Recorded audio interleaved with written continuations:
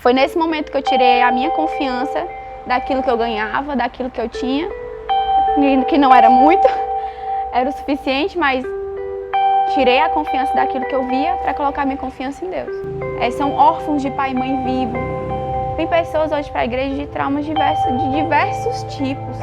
Nós, como líderes, precisamos ser capacitados para cuidar dessas pessoas.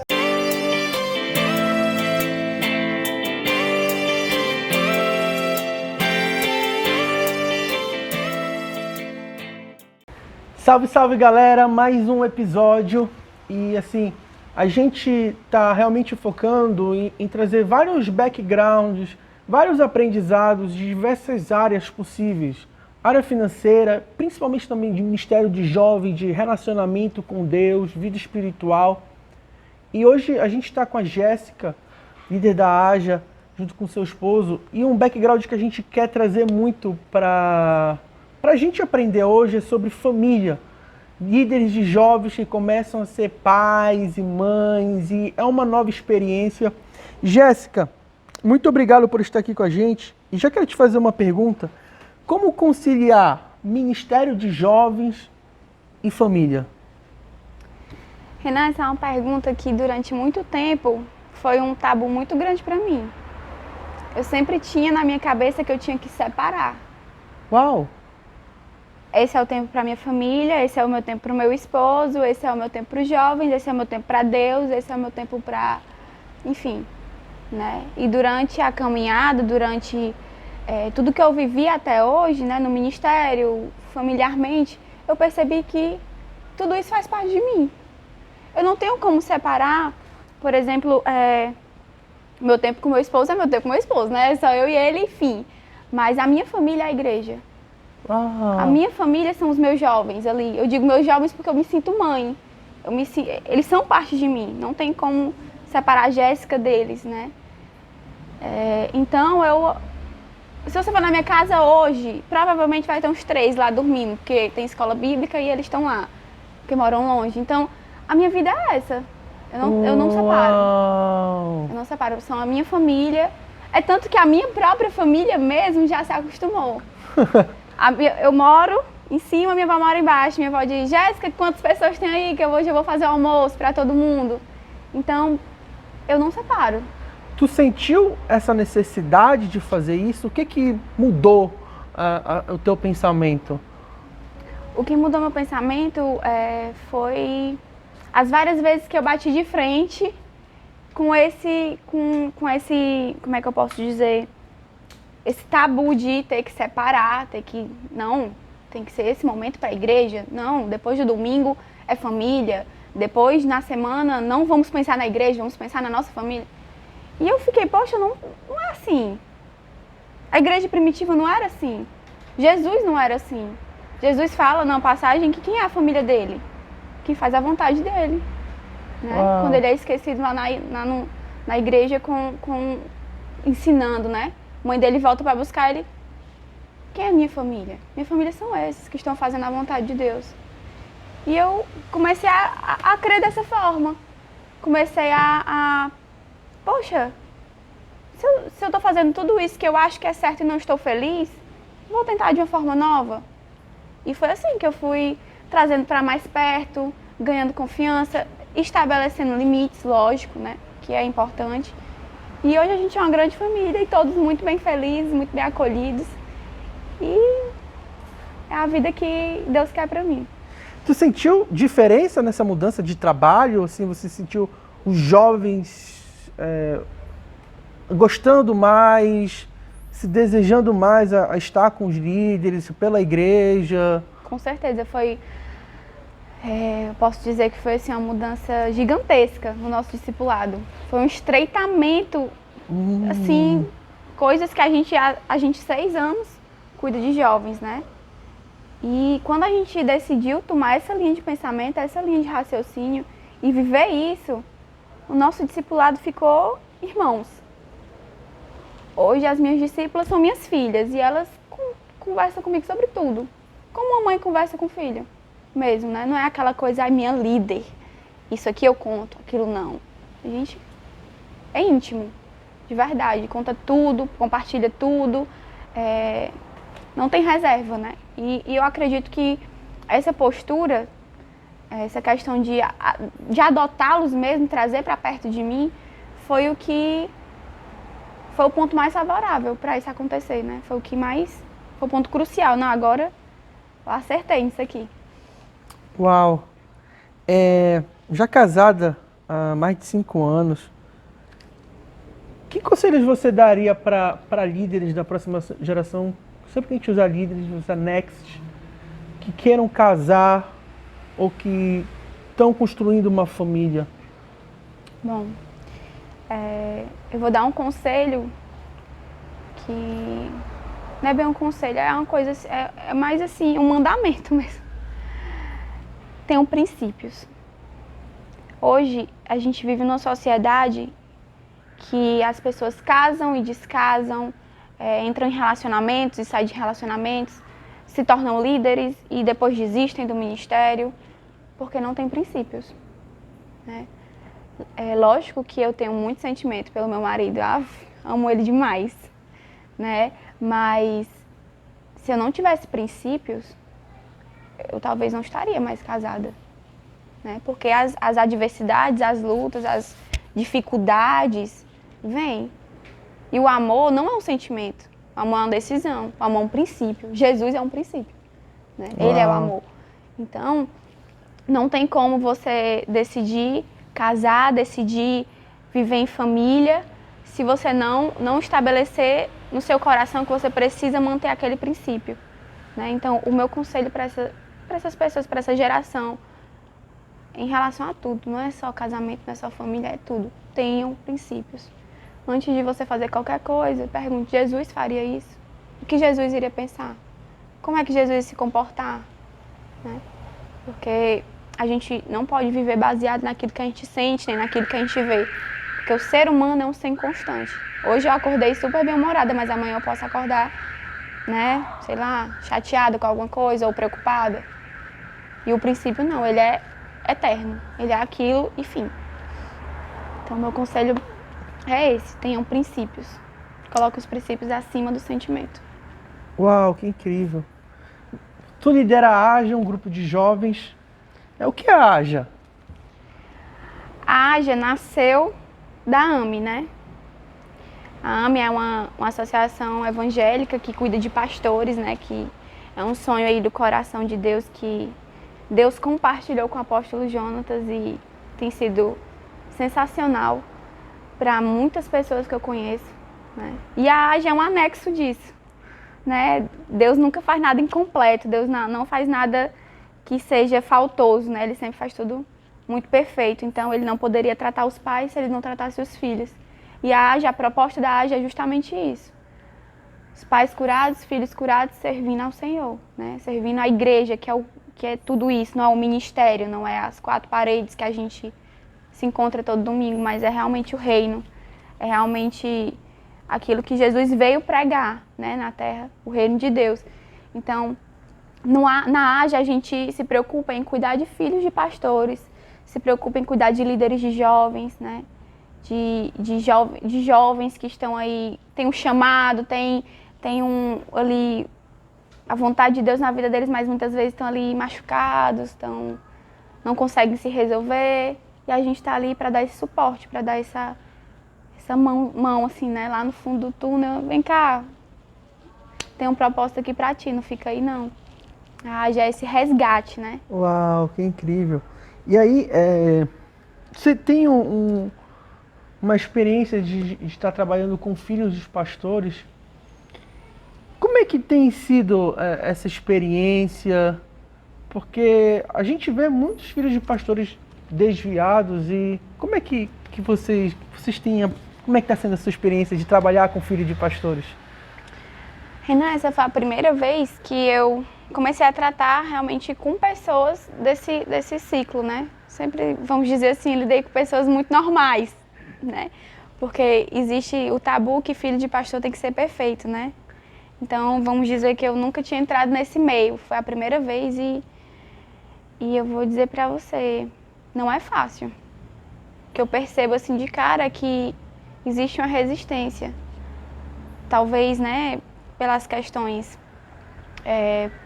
que cada um, a individualidade de cada um passou, o ministério de cada um, né? Mas o que eu percebo, cada vez que eu me deparo com esses jovens, é que o quanto eles precisam disso. O quanto eles precisam compartilhar ali as suas dores, ali as suas lutas, suas mágoas, coisas que talvez eles não consigam fazer dentro do seu próprio ministério. E isso tem sido tão bom para eles como para mim, né? Tem me feito crescer muito, tem feito eu olhar fora da caixa, né? Enquanto a gente está no nosso ministério, enquanto eu estava no meu ministério, eu me preocupava com os meus jovens, me preocupava com o meu pastor, me preocupava com os meus irmãos ali. Se está todo mundo bem, ótimo. Quando a gente sai desse ambiente, que a gente olha a quantidade de pastores que precisam, a quantidade de filhos de pastores que precisam da gente, que precisam de uma palavra, que precisam de um resgate. Poxa, onde é que eu estava que eu não estava vendo isso?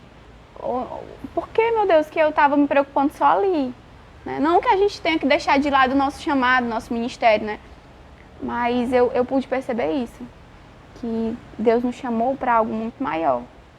Enquanto a gente está ali dentro da nossa caixa, dentro do nosso entendimento de ministério, a gente não consegue ver isso. Uau! E o que você faria, que aprendizado, conselhos você poderia dar para líderes de jovens que têm filhos de pastores nos seus ministérios, que lideram filhos de pastores, e que muitas vezes eles já estão feridos, ou filhos de líderes? O que você poderia falar para os líderes de jovens?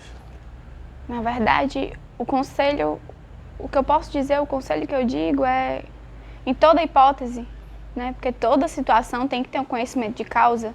A sua causa é diferente da minha, né? A sua dor é diferente da minha, então é um discipulado que tem que ser conhecido, tem que ser construído, você tem que conhecer ali o que aconteceu.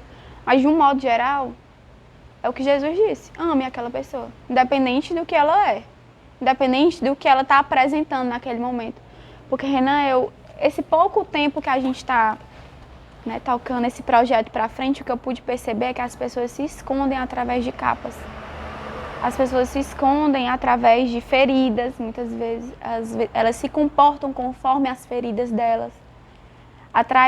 Muitas vezes atrás de um comportamento rebelde, de um comportamento, vamos dizer assim, não muito correto, tem muitas mágoas, tem muitas feridas, tem muitas dores. E a gente como líder, a gente como sacerdote, né, dessa geração, a gente tem que ter os olhos sensíveis. A não olhar pela pessoa pelo que ela está fazendo naquele momento. É olhar o porquê que ela está fazendo aquilo. O que levou aquela pessoa a fazer aquela atitude. Né? Ter essa sensibilidade de, não quer nada comigo? Não me respondeu? Não deu crédito para a minha pregação? Não tô nem aí. Não. Eu vou investir. Porque eu falo isso porque eu sei o quanto Deus investiu em mim. O quanto eu dei trabalho para o Senhor me alcançar. Então é o mínimo que eu posso fazer pelas pessoas. É ter pelo menos o mínimo de trabalho que meu líder, ou Jesus, ou qualquer outra pessoa teve para me alcançar e eu estar aqui hoje, né? Uau! Sabe, Jéssica é mãe de 2 filhas, casada, hoje faz faculdade, tem ministério. E assim, muitos líderes começam a vida de casado, não começam com uma grande vida financeira. E sabe, como é que é confiar em Deus, Jéssica? Você como casada, tem a preocupação dos filhos, tem emprego, tem um ministério, o futuro, saúde. Como confiar em Deus nas finanças? Conta um pouco mais do teu testemunho sobre finanças e o teu relacionamento com Deus com isso. Renan, essa história de confiar em Deus é uma coisa muito louca. Principalmente assim na área financeira, né? Que é o que hoje acho que pega muito para muita gente. Né? Para mim foi desafiador. É desafiador sempre, né? Mas no início foi algo que eu fiquei assim, meu Deus, como é que eu vou fazer isso aqui? Né? Eu venho de uma família muito... Não, minha família não é uma família rica, mas é uma família que, graças a Deus, se estruturou muito bem, né? E então, eu sempre tive aquela segurança que tá tudo bem. E quando eu decidi casar, como você falou, muito sábio, nem todo casal se prepara, faz aquela poupança, compra casa, compra os móveis. Eu casei com a cara e a coragem. Com a certeza que Deus tinha aquilo pra gente, Deus tinha chamado a gente naquele momento. Muita gente não entendeu, eu era muito nova, o Rafael era muito novo, a gente não tinha muita experiência. Minha mãe, minha filha, espera mais um pouquinho, mãezinha, é agora. E a gente foi. E eu pude viver na pele, dia após dia, milagre. Porque logo quando eu casei, eu fui morar num bairro totalmente longe, diferente de onde eu morava, longe de todas as pessoas que eu tinha comunicação, assim, né, de infância. A única pessoa que eu tinha perto era meu pastor. Graças a Deus, que esse período foi o período que eu mais aprendi na vida. Foi esses 4 meses que eu morei longe, morando perto do meu pastor. Que ele pôde me ensinar, assim, esse negócio de ser crente, eu aprendi nesse período. Até lá eu tava vamos dizer assim, no oba-oba, né? Mas esses 4 meses que eu passei lá, eu aprendi, assim, a confiar em Deus, depender de Deus, né? E em muitas áreas eu posso contar pra você aqui vários testemunhos, mas a gente não vai passar a entrevista falando isso, mas eu quero contar aqui um pra ti que foi algo que mudou a minha vida de uma forma que a partir dali eu comecei a não duvidar de mais nada, assim. Lógico que quando acontece aquelas situações, vem as adversidades, às vezes vem, né, o orçamento apertado, eu fico, meu Deus, como é que vai ser? Preocupada.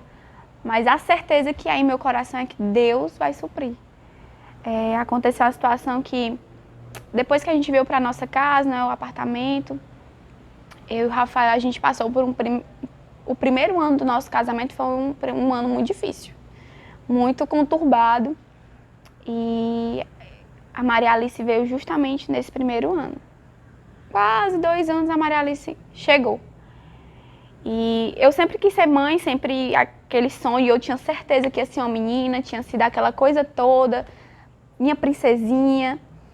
E quando eu fui fazer a ultrassom, que o médico olhou pra mim e ele disse assim, você tem plano de saúde? Eu digo, tenho um plano de saúde. Inclusive eu estou usando ele para fazer essa ultrassom. Que bom, porque a sua filha vai sair da sua barriga direto para uma sala de cirurgia. Tomei um susto. Fiquei assim, sem chão, de como assim? Sua filha tem as 2 pernas delas são assim, uma dentro da outra, ela não vai andar sem que ela faça essa cirurgia. Talvez mesmo com a cirurgia ela tenha muita dificuldade para andar, porque as pernas dela são muito tortas. E o problema é no osso. Ela foi uma médica. Ela falou pra mim isso e eu fiquei... Meu Deus, a menina era saudável até ontem, hoje... Isso eu já tava com 5 meses. Então, assim, vamos entrar aqui um pouco nela. Recém-casada ainda, primeiro filho, uma experiência de morando há pouco tempo fora, longe, um pouco longe dos pais. E aí vem essa experiência desse problema com a filha do diagnóstico. Por favor, continua pra gente. Então, eu costumo dizer que Deus me tirou do meu conforto para me ensinar muitas coisas. E não poderia ser diferente. Hoje eu entendo tudo isso, que deveria ser exatamente da forma que foi, né? E então, eu fiquei sem chão, sabe? Fiquei,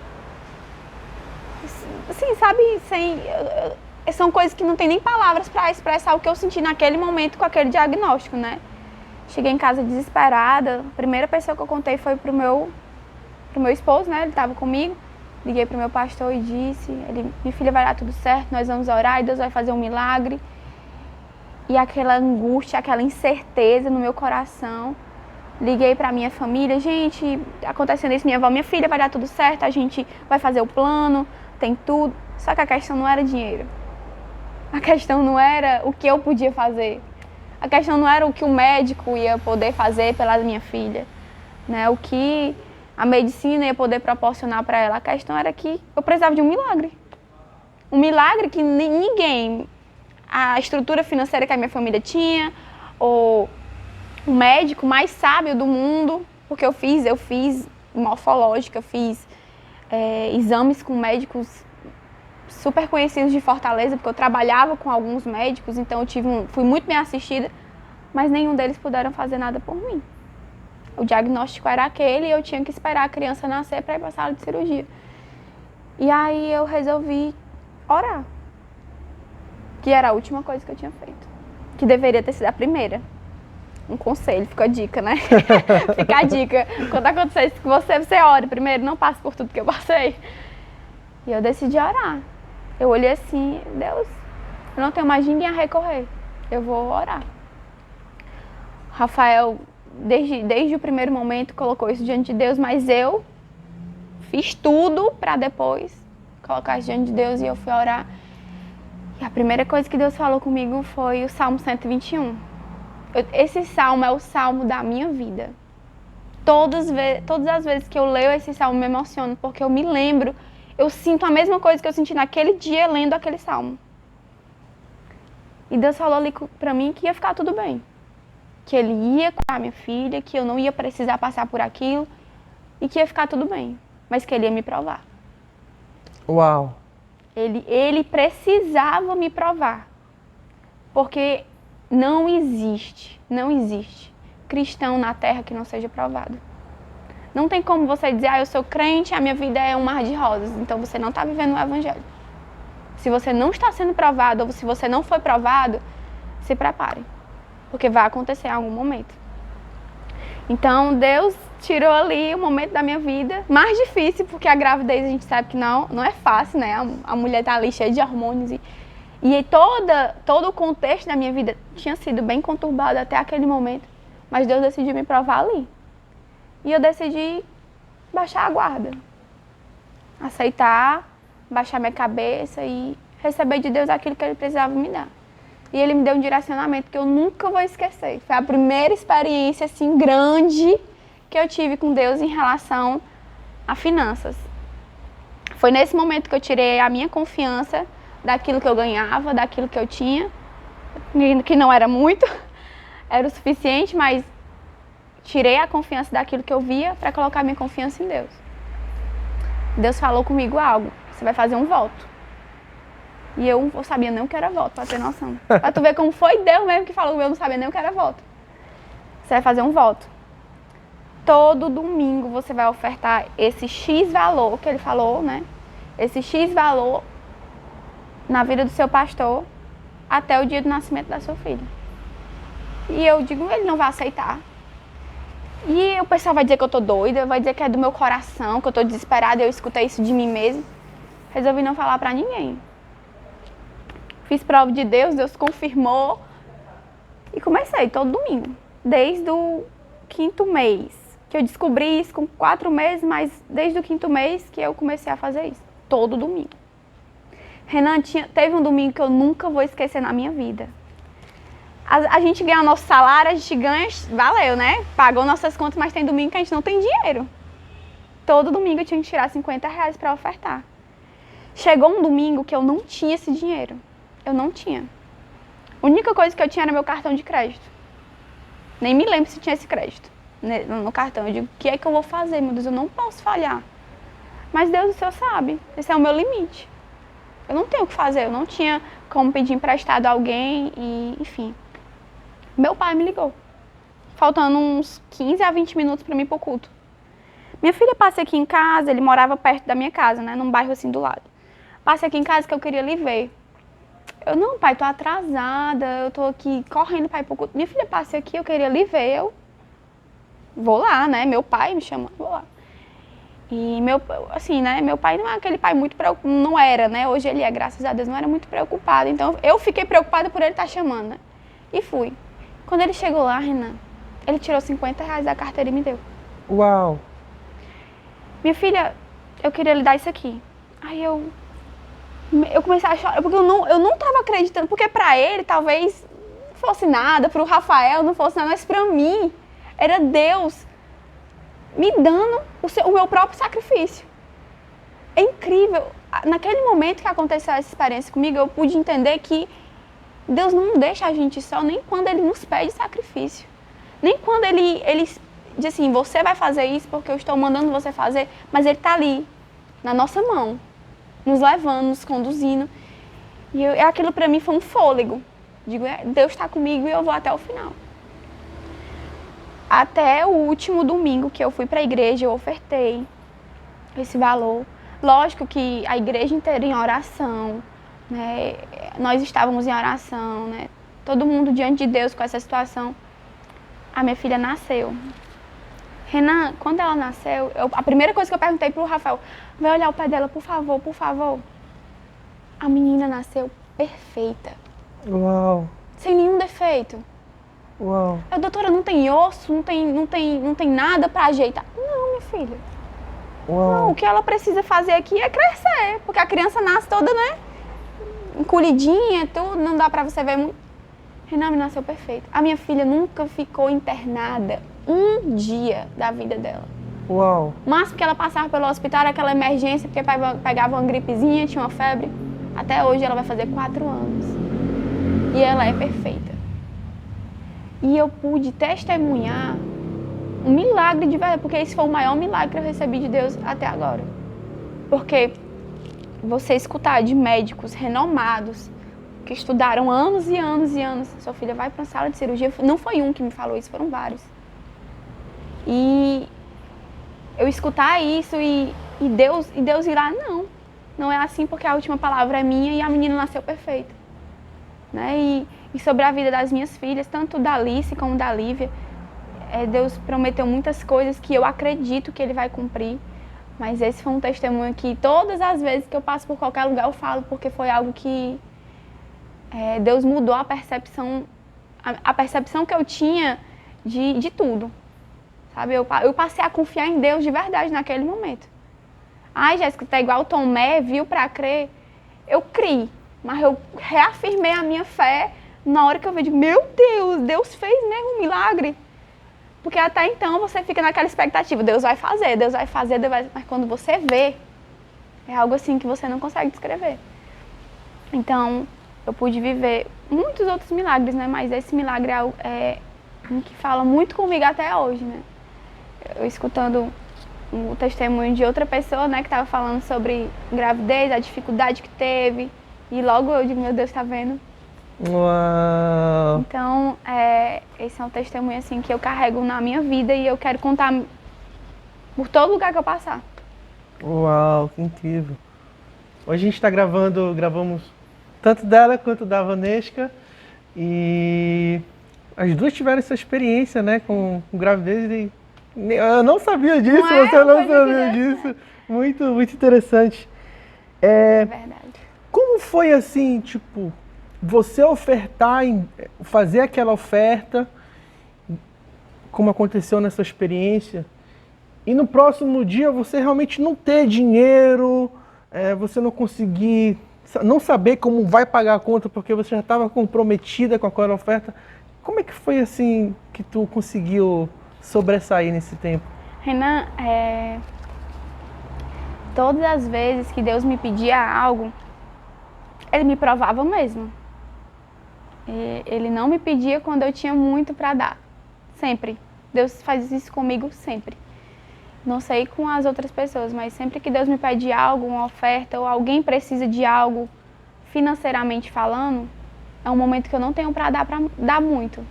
É um momento que eu só tenho ali para mim, igual a oferta, viu? Vou comer hoje, morrer, pronto. Mas eu sempre me coloco disponível. E Deus sempre faz um milagre na minha vida. Eu tenho uma passagem comigo, Atos 20, 35. Jesus fala que é muito melhor dar do que receber. E eu acredito, Renan, que quando a gente dá algo, quando a gente entrega algo que Deus nos pediu, ou que o irmão precisa, ou que você vê a necessidade porque você teve a sensibilidade de se colocar no lugar do outro, o próprio Deus cuida de você. O próprio Deus vem suprir a necessidade que você está tendo naquele momento. E comigo tem sido assim sempre. Sempre, todas as vezes. Todas as vezes que Deus me pede uma oferta ou que alguém precisa de algo, Deus me surpreende. Porque muitas vezes eu tiro do que eu tenho. Do pouco que eu... por exemplo, eu não aconselho muito as pessoas a tomarem isso como exemplo porque eu acho que é uma coisa muito individual de Deus com você. É questão de fé. Oferta é questão de fé. Não é porque eu vou ofertar 100 mil reais na vida do Renan que eu vou receber 1 milhão. Eu posso não receber nada. E Deus trabalha diferentemente com cada pessoa também. Exatamente. Então, todas as vezes que eu falo sobre oferta, eu falo, gente, essa é a minha experiência. Se Deus tocar o seu coração, amém. Mas se Deus não tocar o seu coração, seja responsável e não faça. Porque é uma coisa que você tem que ter um direcionamento de Deus mesmo. Então, eu sempre fui direcionada a isso. Eu não penso 2 vezes, não. Quando Deus me pede algo, ou quando alguém precisa de algo, eu não penso 2 vezes. Porque se eu pensar, eu não faço. Tá entendendo? Ah, já você faz pela emoção, não, eu faço pelo Espírito. E Deus não vai falar 2 vezes. Deus falou, tá falado. E eu faço mesmo. Eu posso contar várias situações, várias. Porque sempre isso acontece comigo. Por exemplo, o fato de sempre ter muita gente na minha casa. Hoje, eu trabalho, meu esposo trabalha, mas a gente sabe que o orçamento hoje pro brasileiro é muito apertado. A gente trabalha para sobreviver, muitas pessoas, né? E com 2 filhas, e eu moro com uma discípula minha, né? Que é minha filha, do coração é minha filha. Então a gente é uma família grande para 2 jovens que trabalham, né? 2 jovens assalariados ainda. E sempre na minha casa tem muita gente, sempre na minha casa tem 4 jovens que dormem, fora a minha família, que passa o final de semana, que passa a semana muitas vezes. E mercantil lá em casa é uma coisa que dá lá em cima. Dá sempre lá em cima, mas sempre é incrível. Sempre Deus supre. Sempre Deus supre.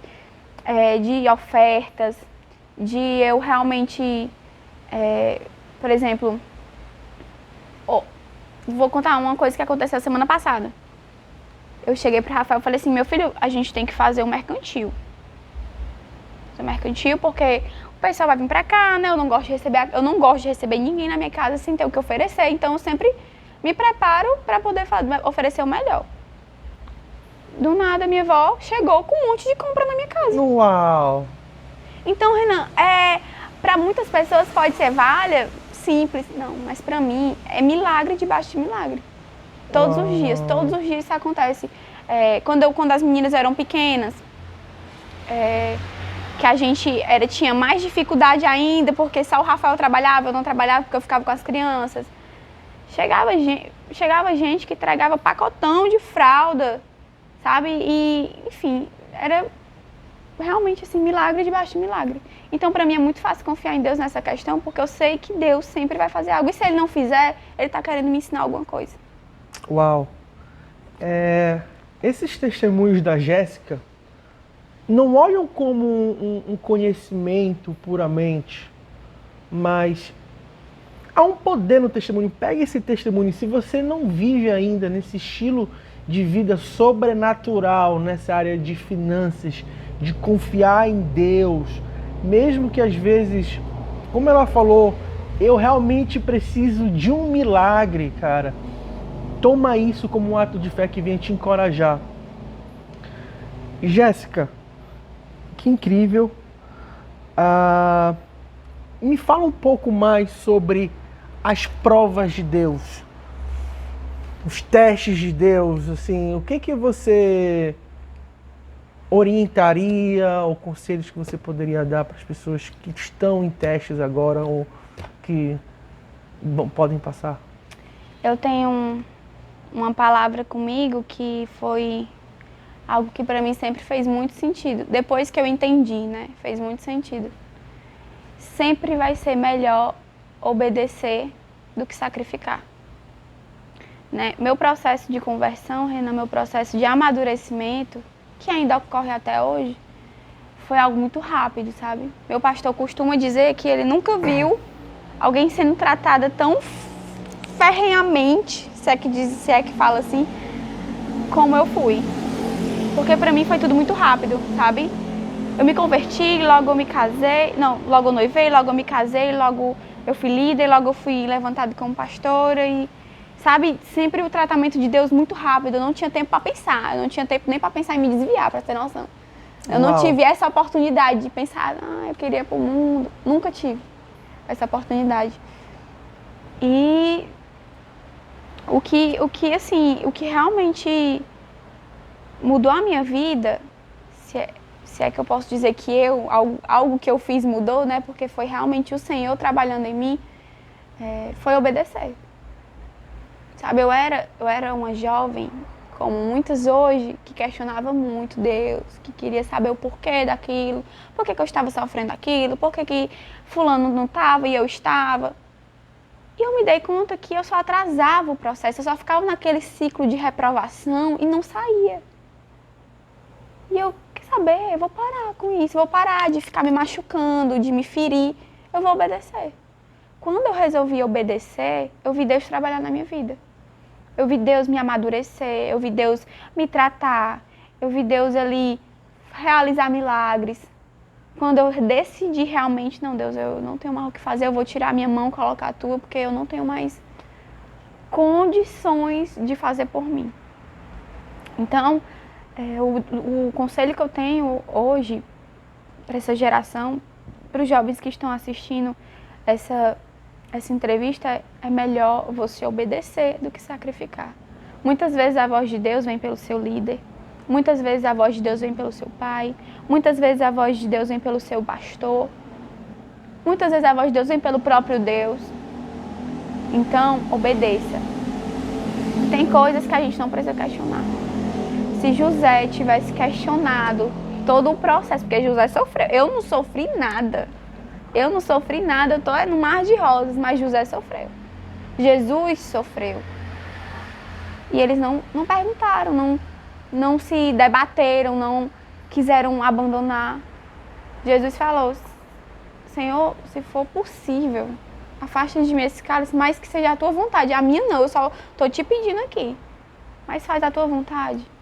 Eles aceitaram o processo, eles obedeceram, né, e cumpriram a vontade de Deus. José foi restituído 1000 vezes mais do que ele tinha, do que ele era, por aceitar o processo. Né? Queria eu ser igual a borboleta, né? Entrar ali no casulo, dormir e acordar linda. Mas o nosso processo é diferente. Exato. Uau. Eu acho que às vezes a gente esquece um pouco de falar sobre o processo. O processo não é uma coisa de um dia, uma semana, um mês, mas são dores às vezes 2 anos, 5 anos. José foi algo mais de 10 anos. 13 anos. 13 anos. Então, imagine você tá na sua casa, um filho bem amado, preferido pelo seu pai, depois você vira escravo, e aí quando você já tá trabalhando para Potifar, você já tem um cargo, um reconhecimento, e você fala, agora é a minha vez, e você volta a ser escravo novamente. E algo quando a gente vê em Ana, lá a Bíblia fala que Deus tinha cerrado a madre dela. Então a esterilidade de Ana não era por Ana em si, não era porque ela não tinha um marido, era porque Deus tinha cerrado, estava bloqueando ela ter um filho. Então assim, o processo de Deus é realmente que é individual para cada um, mas é um tempo onde Ele trabalha muito, de uma maneira muito incrível nas nossas vidas. Muito, muito legal ouvir isso, Jéssica. Você tem trabalhado, ajudado muitas jovens que tiveram problemas familiares pesados, abusos.